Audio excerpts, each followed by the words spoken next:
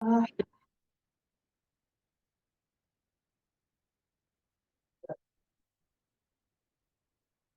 I didn't do it.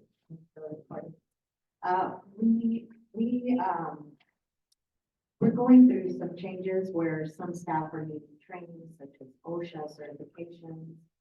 They get themselves into uh, confined spaces also, and we're finding that our staff don't have their cards of certifications for those things. So I am looking for bringing in trainings. They can be done here. So I am seeking permission for trainings in the amount of $6,000 to get all of our staff up to date. That's multiple trainings, not Yeah, just one. it's multiple. Okay. For like the OSHA classes, that one, right? So we can invite outside people, it would be done here, so that's just for our staff, and then if someone wanted to join, that's from another company, it's, I think, $30 for that staff member, and they would just pay their $30. It could be anywhere from, Hess wanted to do it, or KSI, or whoever just needed to update their certifications, they can do it for $30.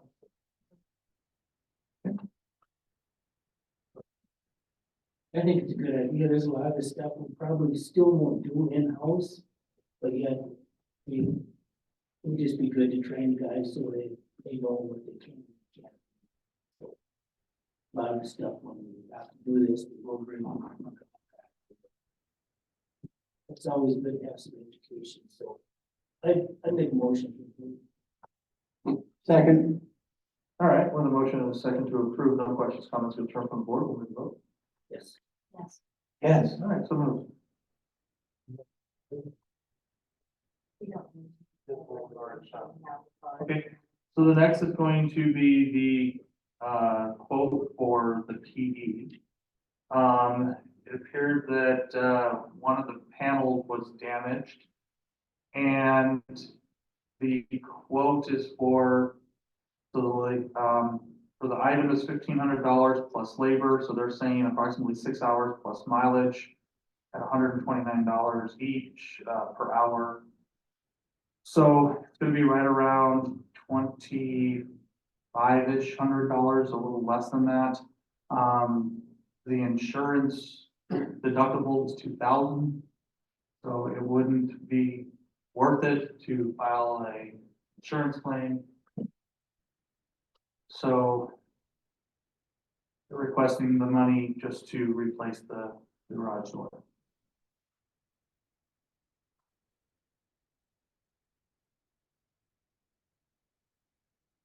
Motion.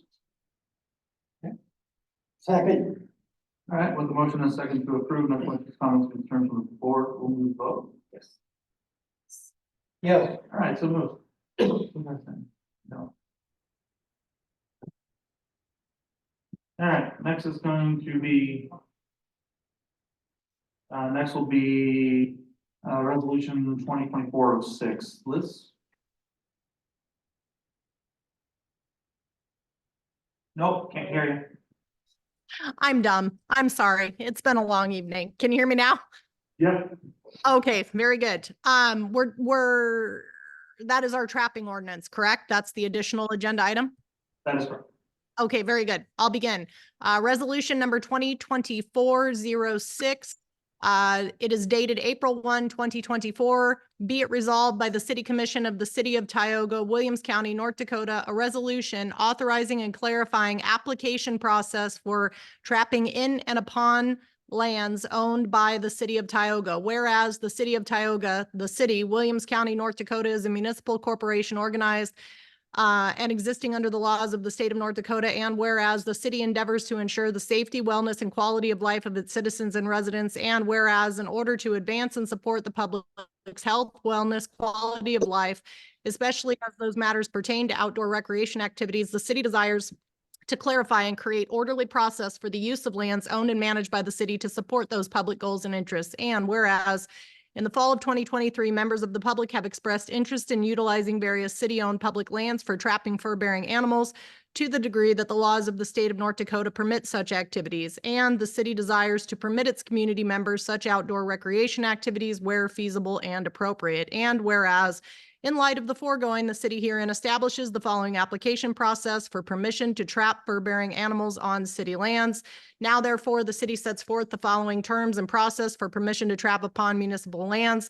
Number one, the party wishing to secure permission to trap upon city-owned lands, the applicant must submit to the city in writing the following information: A, the first, middle, and last name of the applicant; B, the applicant's physical and mailing address; C, the applicant's phone number; D, the applicant's email address; E, the applicant's date of birth; F, the dates in which the applicant requests use of the lands at issue in the application; G, a list identifying the fur-bearing animal or animals sought to be trapped; H, a detailed description and or drawings identifying the areas in which the applicant wishes to engage in trapping activities. The applicant is encouraged to attach a map depicting the proposed trapping area and generalized placement of traps and trap line. This description/drawing should identify roadways, intersections, and show the location of any adjacent, contiguous, or near existing residential or commercial properties, parks, or other areas regularly used by others. And I, a description of the type/nature, number, and placement of traps and or trap lines intended to be used, together with a statement regarding the schedule for checking, maintaining, repairing, and resetting such traps. Number two, the applicant must certify in writing as follows, quote, I have carefully reviewed all county, state, and federal laws, ordinances, and regulations pertaining to trapping in the state of North Dakota, including without limitation those statutes set forth under Chapter 20.1 07 NDCC and any terms and provisions of the governor's proclamations issued in accordance with the provisions of Chapter 20.1-08 NDCC applicable to the year or season in which such activities are proposed to occur. And I certify that I am in compliance and shall remain in compliance with all such laws, rules, ordinances, and regulations for the proposed trapping activities described hereunder. I further understand that it is my responsibility to comply with all such laws, rules, and regulations, and I understand that any permission given by the city for the activities described hereunder shall not be deemed to supersede or demonstrate compliance with any such additional county, state, or federal requirements. The applicant must sign and date below the above quoted certification. The applicant must certify that he or she has not been convicted of any hunting, trapping, or fishing violation in the state of North Dakota or elsewhere within the last 36 months. If the applicant has been convicted of any hunting, trapping, or fishing violation, he or she must provide information relating to each said conviction or offense. Number four, if born after 1961, the applicant must provide his or her hunter safety number on the application or provide a copy of his or her certificate of completion. Number five, the applicant must include the following certification, which must be signed and dated at the conclusion of his or her written application for permission to trap on municipal lands. Quote, I state under pains and penalties of perjury that the information contained in my application is true, correct, and complete to the best of my knowledge and belief. If granted, I understand and agree that I must immediately notify the city of any changes to my application / description of trapping activities described within my application during the course of my trapping activities on the lands described hereunder. If granted, I further understand that the city may withdraw its permission to trap on the lands described hereunder by providing me with written notice of such withdrawal, which shall be mailed and or delivered to me at the address I have provided above. Number six, on receipt of any application made in connection with this resolution, the City Commission shall review each application at the next convenient commission meeting and shall notify the applicant of the date of the commission meeting at which the application will be considered so that the applicant may appear if he or she so elects. Number seven, the City Commission shall have full discretion, and that should say shall have full discretion to grant or deny any applications for permission to trap. The City Commission shall likewise have the authority to limit, modify, condition, or rescope the application to permit certain aspects of the applicant's request, but limit or deny other aspects which, in the exclusive judgment of the City Commission, best or better serve the interests of the public. Number eight, incomplete applications shall be returned to the applicant and will not be heard until all necessary information is supplied by the city in accordance with the provisions set forth above. Number nine, applicants, tongue twister, should submit their completed applications to Tioga City Hall. Opportunity to move, second certification. And just so you guys know, because I know that was really long, I also made an application, which I've also submitted, which mirrors this, because I wouldn't expect any member of the public to have to write that all out in a letter or application themselves. Hey, Liz, you cut out after the first paragraph. Can you start over? I'm kidding. I didn't. Oh, that would be awful.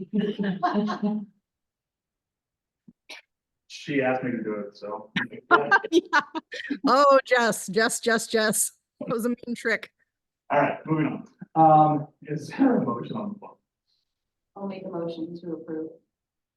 Second. All right, with a motion and a second, the question comes concerns of the board will vote. Yes. Thanks, Joel, yes. Yes. He's not even here to, oh, almost. He's not even here to have anything to say. So maybe he should have jumped on to it too. Yes. All right, so now let's go on to consent approval.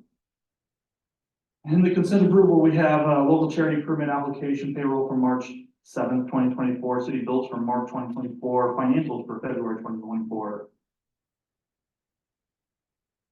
I'll move to approve the consent agenda. Cool.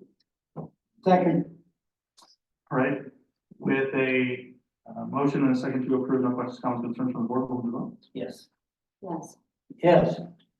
All right, so moves. That appears to be the end of the agenda. Can we get a motion to adjourn unless we want to stay longer? I'll make a motion to adjourn. A couple of concerns, couple of questions. Oh, maybe? Sure. Chuck Stewart, property owner in Tioga, got a question about this fuel station for $373,000. Yeah. For the entire city, it's not just for the police department, it's for all city departments. Let me put it that way. Okay, that wasn't clear. It's not for city residents, it's for city departments. So it's for the police departments, for the public works, for the street departments. So in the event when we lose power, because it tends to happen. It was brought up, PD, but anyway. I was just. On giving proposed examples, location. sorry. It's gonna be at the city shops, Okay. All right, Southtown. just out of town, yes. Okay, that's good. And then $78,000 to seal the hockey rink? Well, it's not only to scale, it's breaking up, so they're gonna have to cut some of it out and. Yeah. It's supposed to be done every other year, but because the first time when we got a quote, it closed, they had to now do some resurfacing. I get it. Thank you very much. Sorry for the miscommunication. Thank you very much. That sounds like a lot. Oh, okay, motion to adjourn, we've already got a first, motion. Yeah, there you go. All right, Yes. Yes. Yes. all right, meeting adjourned at 8:20. Thank you for your time. Thanks, guys.